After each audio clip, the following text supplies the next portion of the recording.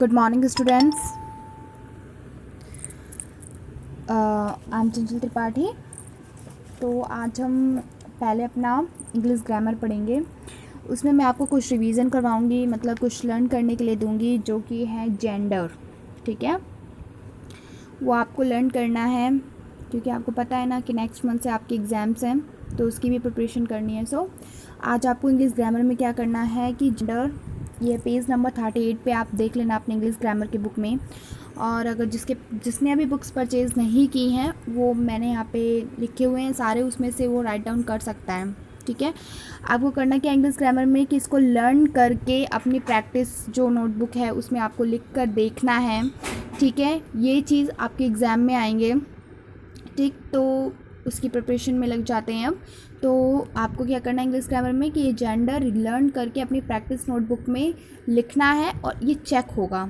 ठीक है, तो प्लीज़ इसको कर लेना अगर आप मार्क्स चाहिए तो। आपको पता ही है कि आधे मार्क्स हमारे होमवर्क इन सब चीज़ों के होते हैं ना, तो आप ये कर लीजिएगा। ठीक है, हिंदी में भी आज हम अब अभ्यास कार्य करेंगे। हम करेंगे आज हिंदी में लिंग, जिसे हम इंग्लिश में जेंडर बोलते हैं। ठीक है, लिंग के दो प्रकार होते हैं, पुल्लिंग और स्त्रीलिंग। ठीक है, तो आप यहाँ पे देख लेना, मैंने कुछ यहाँ पे पुल्लिंग स्त्रीलिंग लिखा हुआ है। पुल्लिंग स्त्रीलिंग, इनको आपको याद करना है। ठीक है, याद करने के बाद वही अभ्यास जो आपकी पुस्तक है उसमें आपको लिखना है। ठीक है, लेकिन याद करने के बाद ही, अगर आप याद नहीं करेंगे ना तो ये सोच लीजिएगा एग्ज़ाम नहीं दे पाएंगे, और याद कर लेंगे तभी एग्ज़ाम दे पाएंगे। ठीक है ना, तो हिंदी की एग्ज़ाम की प्रिपरेशन के लिए फर्स्टली आज जो हम रिवीजन कर रहे हैं वो है लिंग।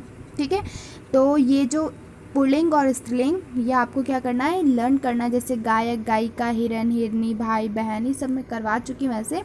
अब आपको इसका रिवीजन करना है। ठीक है, तो आप ये कर लीजिएगा। आज आपको मैथ्स में कुछ प्रैक्टिस करना है। ठीक है, अपने प्रैक्टिस नोटबुक में क्या करना है प्रैक्टिस, ये what comes before and after. ठीक है, कि पहले क्या आता है और बाद में क्या आता है। उसके बाद सेकंड है राइट द नंबर बिटवीन। ठीक है, कि बीच में क्या आता है, बिटवीन का मतलब बीच में क्या होता है। फिल इन द ब्लैंक्स भी इसी तरह है, हो जाएंगे आपसे। प्रैक्टिस करना, एक बार उसको करने की कोशिश करना। ठीक है, तो अपनी प्रैक्टिस नोटबुक में आप before, after and between and fill in the blanks ये करेंगे। आज आपका होमवर्क है ये। और डेट वाइज ये याद रखना कि हम यहाँ पे अपनी सारी डिटेल लिख रहे हैं कि हमने किस डेट पे क्या चीज़ें दी थी। तो ये याद रखना, ये मत समझना कि मैम भूल जाएंगी कि कौन सा काम कब दिया था।